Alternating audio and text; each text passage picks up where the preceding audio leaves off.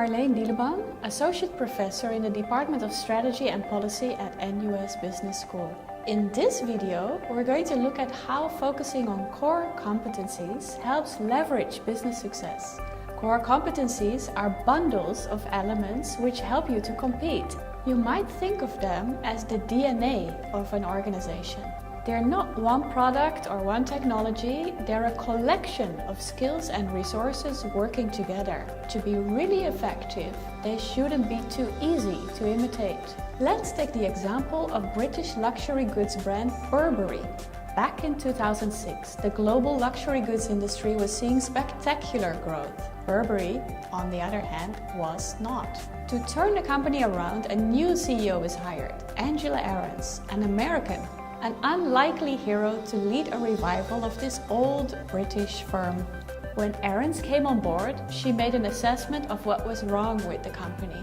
We were doing so many different things and we were selling a lot of different products, but none of it was exclusive or compelling. Burberry had lost its way and had nothing to distinguish itself. Burberry was established in 1856 by Thomas Burberry, a leading innovator in textile manufacturing. His company invented a new method for producing textiles called gabardine that were warm, easy to wear and water resistant. In 1911, the Burberry firm designed the clothing and tents used in the first successful expedition to the South Pole.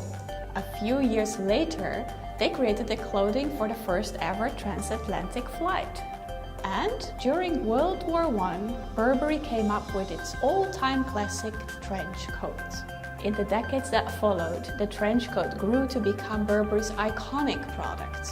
Movie stars and royalty wore them, and in the 1970s, anyone who was or wanted to be classy had a trench coat. When Angela Ahrendts took over in 2006, Burberry had expanded into a wide range of luxury clothing and leather goods. But where were the trench coats? They remained the company's most famous product, but were neglected. At one top management meeting, Ahrendts noted that even the company's bosses didn't wear them. Ahrendts declared it was time for Burberry to both modernize and go back to its roots. Burberry needed to build upon its history, reinventing the brand around its core competencies of iconic and innovative clothing, especially coats and outerwear.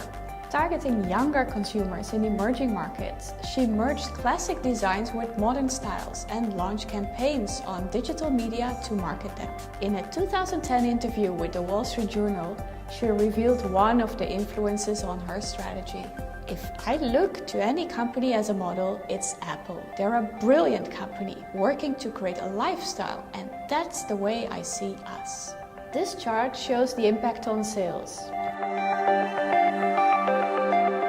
Burberry today continues to put quality and heritage at the heart of its brand. What made the company famous, its core competencies of quality and craftsmanship, unique resources, heritage and brand, is back at center stage.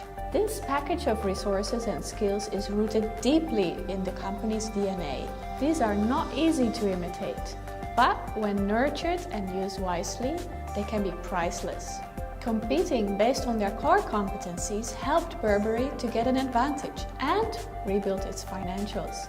It also opened up a range of new markets, including emerging markets and young people. Building and maintaining core competencies is a key task of any strategist. I hope this example helps you to grasp and remember what core competencies can do for a firm. By the way, you may be curious to know where Angela Ahrendts is now. On the back of her success at Burberry, in 2014, she was hired by Apple to revamp their global network of Apple stores.